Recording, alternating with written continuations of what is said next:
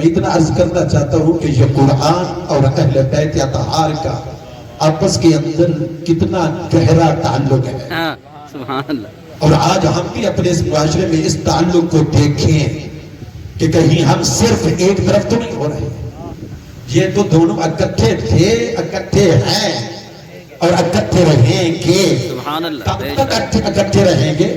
حضور علیہ الصلوۃ والسلام نے فرمایا الا انہما لن یتفرقا حتی یردا علی الحوض علی الحوض، یعنی قیامت کا صدیاں گزر جائے گی، سال گزر جائیں گے، زمانے گزر جائیں گے، 1400 سال بیت جائیں گے، اس کے باوجود بھی اہل بیت قرآن سے جدا نہیں ہوں گے اور قرآن اہل بیت سے جدا نہیں ہوگا. جہاں قرآن ہوگا وہاں اہل بیت بھی ہوں گے اور جہاں اہل بیت ہوں گے وہاں قرآن بھی ہوگا. یہ کبھی جدا نہیں ہوں گے. یہ حضور علیہ السلام کا فرمان ہے، کبھی جدا نہیں ہوں گے. لیکن ہم اپنے گریبانوں میں جھانک کے دیکھیں کہ جہاں قرآن پڑھا جاتا ہے، توجہ ہے نا، جہاں قرآن پڑھا جاتا ہے دیکھنا ہوگا کہ وہاں محبت اہل بیت کی بات بھی ہوتی ہے یا نہیں ہوتی. لمحہ فکریہ ہے، سوچنا ہوگا. اور جہاں محبت اہل بیت کی بات ہوتی ہے دیکھنا پڑے گا کہ وہاں قرآن کی تلاوت بھی ہوتی ہے یا نہیں ہوتی. اعتدال پہ گامزن رہنا ہوگا.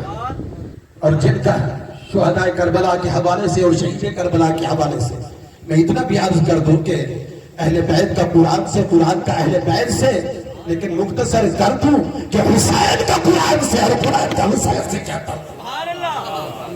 بات علامہ واجد صاحب نے چھیڑ دی، چاہتا ہوں کہ اس کو تھوڑا سا مکمل کر دوں میں، لیکن بالکل مختصر کر رہا ہوں. آپ میری کوشش کو دیکھیں گے اور امید ہے اعتراف کریں گے، میرے حق میں دعائیں کریں گے. حسین کا قرآن سے کیا تعلق ہے اور قرآن کا حسین سے.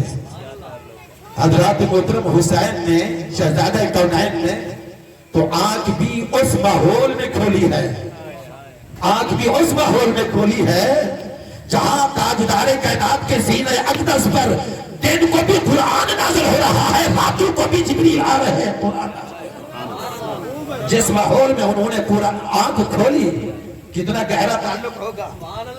اور پھر اس کے بعد ایک بات اور عرض کر دوں کہ یزید کی بیعت لینے کا مطالبہ کرتے ہوئے مروان بن حکم نے مدینہ کے اندر جب آئے اور مطالبہ کیا، سمجھ آ رہی ہے یہ بات، قرآن کا تعلق حسین سے، حسین کا قرآن سے.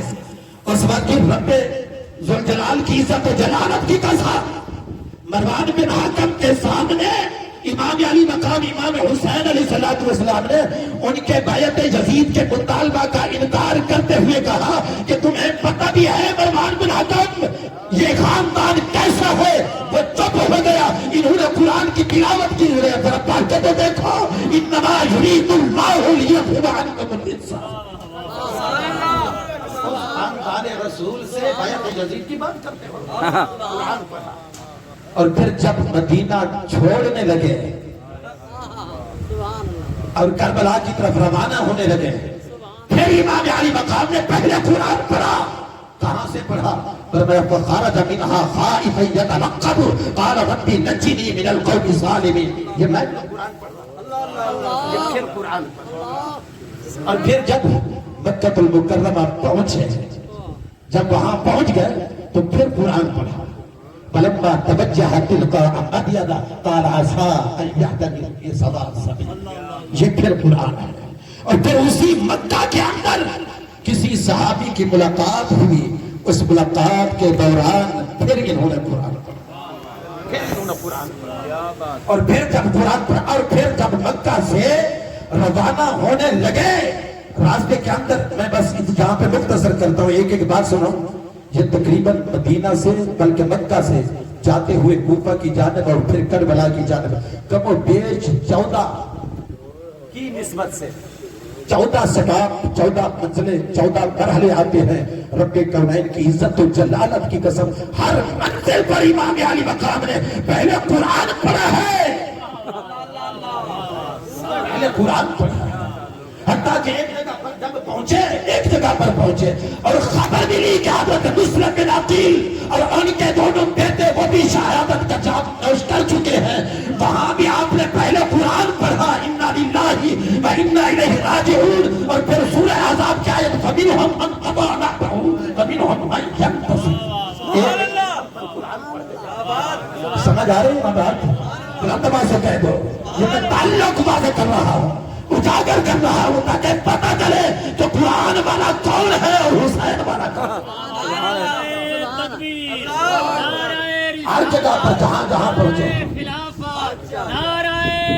ابن زیاد کی طرف سے حضرت حر جب آئے راستہ روکنا چاہا، حضرت حر جن کی سعادتوں کا پھر مقدر چمکا اور امام علی مقام کے قدموں کے اندر حاضر ہو گئے۔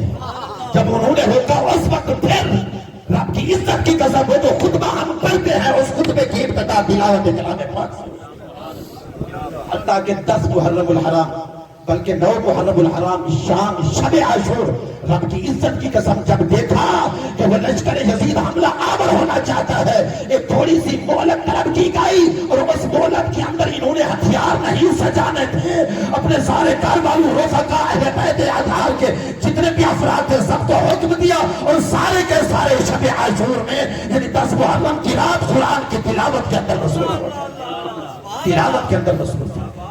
صبح جب ہوئی اور پھر اللہ اکبر عمر بن سعد کے سامنے وہ جو آخر خطبہ دیا ہے اس کے اندر پھر قرآن کی تلاوت کر رہے ہیں۔ کون سی؟ پھر قل ان ولی اللہ الذی نزل الکتاب فاجمعوا امرکم وشرکاءکم ثم لا یکن امرکم علیکم غمۃ ثم قضوا الی ولا تنظرون۔ آؤ جمع کرو، دیکھو، اور پھر یہ دعوت فکر دی، میرے نسب، میرے حسب، میرے خاندان کی عظمت کو بھی دیکھو اور یزیدیوں اپنے اوقات کا بھی تو دیکھو، کن سے مقابلہ کرتے ہو۔ تو اس وقت بھی آپ نے قرآن سے ابتدا کی، جملہ بالکل آخری اختتام، یہ تو جب تک ظاہری طور پر زندہ حیات تھے، شہادت سے پہلے اس وقت لمحہ بلمحہ ہر گھڑی قدم قدم پر قرآن پڑھتے گئے، قدم قدم پر قرآن پڑھتے گئے، لیکن شہادت کے بعد جب یہ قافلہ روان ہوا اور بازار دمشق کے اندر پہنچا اور وہ جو جامع مسجد عمومی ہے اس میں کوئی قرآن کی تلاوت جب کر رہا تھا تو منہال بن عامر کہتے ہیں کہ میں نے اپنے کانوں سے سنا کہ اسی قافلے میں سے ایک آواز آ رہی تھی، کوئی شخص تلاوت کر رہا تھا۔ کس بات کی؟ منہال بن عامر کہتے ہیں، وہ کہتے ہیں کہ کوئی پڑھ رہا تھا سورہ کہف کی آیات، ام حسبت ان اصحاب الکہف والرقیم کانوا من آیاتنا عجبا۔ کیا تمہیں اس بات کا پتہ نہیں ہے کہ اصحاب کہف کا واقعہ کتنا عجیب ترین تھا؟ رب کونین کی عزت و جلالت کی قسم تاریخی روایات کے اندر آتا ہے، اور صرف ایک نہیں 3-4 روایتیں میرے پاس ہیں جس کے اندر البدایہ والنہایہ کے اندر بھی ہے، جس کے اندر یہ ہے کہ وہ در سر انور سے امام علی مقام کے سر انور سے کہ امام علی مقام کا سر جھکا بھی ہے۔ سبحان اللہ، آپ حیران ہو جائیں گے کہ کیوں جھکا ہے، سر جھکا بھی ہے اور سر ان کا بلند بھی ہوا ہے۔ میدان کربلا میں سر جھکا بھی ہے، بلند بھی ہوا ہے۔ آپ کا تجسس کو میں خود توڑتا ہوں، جھکا کیسے ہے؟ جھکا ہے سجدے میں، بلند ہوا ہے نیزے پر، سبحان اللہ، سجدے میں سر جھکا ہے، نیزے پہ سر بلند۔ اقرار بھی کمال ہے، انکار بھی کمال ہے۔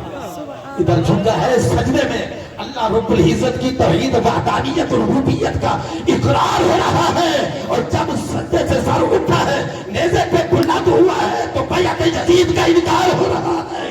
اس طرح کسی نے سر جھکایا نہیں اور اس طرح کسی نے اپنا سر بلند کیا ہے۔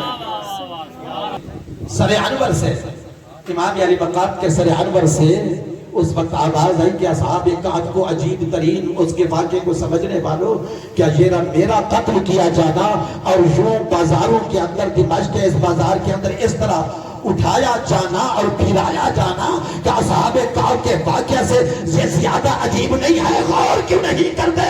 اور ایک مقام پر کہا فَسَيَعْلَمُ الَّذِينَ ظَلَمُوا أَيَّ مُنقَلَبٍ يَنقَلِبُونَ۔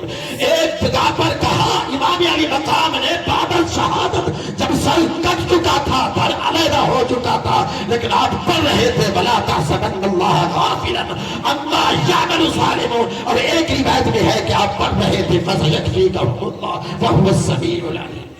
پتہ چلا اتنی محبت تھی حسین کو قرآن سے، اور قرآن کا تعلق تھا اتنا حسین سے۔ میں یہ سمجھتا ہوں کہ اسی تعلق کو آپ بھی قید کیجیے، اسی تعلق میدان کربلا، شہدائے کربلا، اس بات کا یہ ایک حقائق موجود ہے۔ اہل بیت کے اطہار سے محبت میں نے عرض کر دی فرض ہے، لیکن اس فرض کے اظہار کے طریقے ہیں مختلف۔ کوئی فقط مصائب پہ اکتفا کرتا ہے اور کوئی فقط فضائل بیان کر کے اکتفا کرتا ہے، اور میں چاہتا ہوں کہ وہ حقائق بھی تو بیان کیے جائے میدان کربلا کے اندر، اور